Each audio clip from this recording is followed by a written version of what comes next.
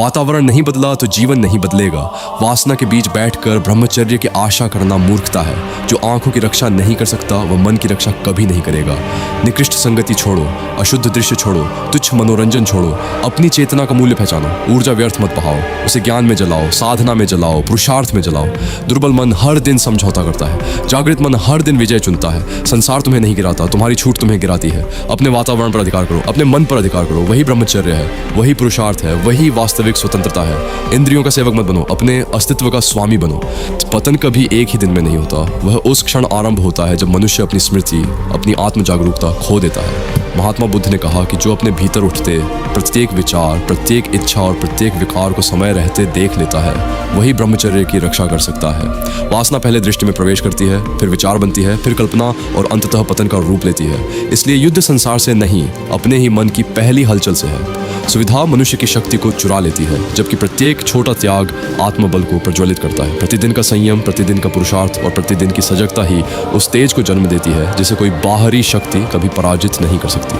जो स्वयं पर शासन करना सीख लेता है वही वास्तव में स्वतंत्र, अडिग और ब्रह्मचर्य का अधिकारी बनता है। सुन, ध्यान से सुन, क्योंकि यह कोई साधारण मोटिवेशन नहीं है। जो लड़के सीरियसली चेंज होना चाहते हैं उनके लिए मैंने ब्रह्मचर्य गाइड बनाई है। 10 साल की रिसर्च, वो सब कुछ जो कहीं नहीं मिलता, एक जगह, 99 रुपये से भी कम। जो लेगा दिख, उसे पता चलेगा फर्क। जो नहीं लेगा वो इसी तरह वीडियोस देखता रहेगा और बदलेगा नहीं। चॉइस तेरी है, लिंक डिस्क्रिप्शन में है। लिंक, यह जागरण है। लड़कियां ब्रह्मचारी लड़कों की ओर क्यों खींचती हैं? क्योंकि ब्रह्मचारी लड़का वह नहीं होता जो सिर्फ शरीर से मजबूत हो, वह ऊर्जा से भरा हुआ तूफान होता है। वह अपनी सबसे कीमती शक्ति, अपनी वीर्य ऊर्जा को बर्बाद नहीं करता। और जब कोई पुरुष अपनी ऊर्जा को बचा कर रखता है तो उसके अंदर एक ऐसी ओरा, एक ऐसा तेज बहुत दिनों तक खुद को रोकता रहा। हर बार लगा कि किसी तरह यह समय भी निकल जाएगा। हर किसी से यही कहा कि मैं ठीक हूँ, लेकिन सच यह है कि मैं ठीक नहीं हूँ। मैंने अपनी पूरी कोशिश की कि किसी के सामने हाथ न फैलाना पड़े। अपनी परेशानियों को अपने तक ही रखा, मुस्कुराने की कोशिश भी की ताकि किसी को मेरी मजबूरी दिखाई ना दे। लेकिन अब लगता है कि मेरे शब्द ही मेरा साथ छोड़ रहे हैं। मेरे पास इस समय आय का कोई स्रोत नहीं है। आर्थिक स्थिति इतनी कठिन हो चुकी है कि कई बार समझ नहीं आता अगला कदम क्या होगा।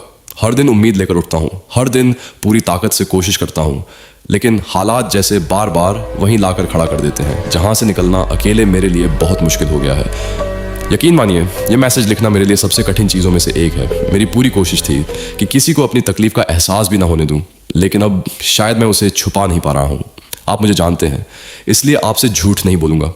मुझे सच में मदद की ज़रूरत है। अगर आप अपनी क्षमता के अनुसार थोड़ा सा भी सहयोग कर सकें तो शायद यह मेरे लिए सिर्फ आर्थिक मदद नहीं होगी, बल्कि इस कठिन समय में आगे बढ़ते रहने की एक नई हिम्मत भी होगी। और अगर मदद करना संभव न हो तो भी कृपया मेरे लिए प्रार्थना कीजिए कि मैं इस कठिन दौर से निकल सकूं। दिल से धन्यवाद भाई। 1 रुपये का छोटा सा सहयोग भी मेरे लिए बहुत मायने रखता है। आपकी हर छोटी मदद मेरे लिए एक उम्मीद है कि शायद मैं अभी भी इस लड़ाई में अकेला नहीं हूँ।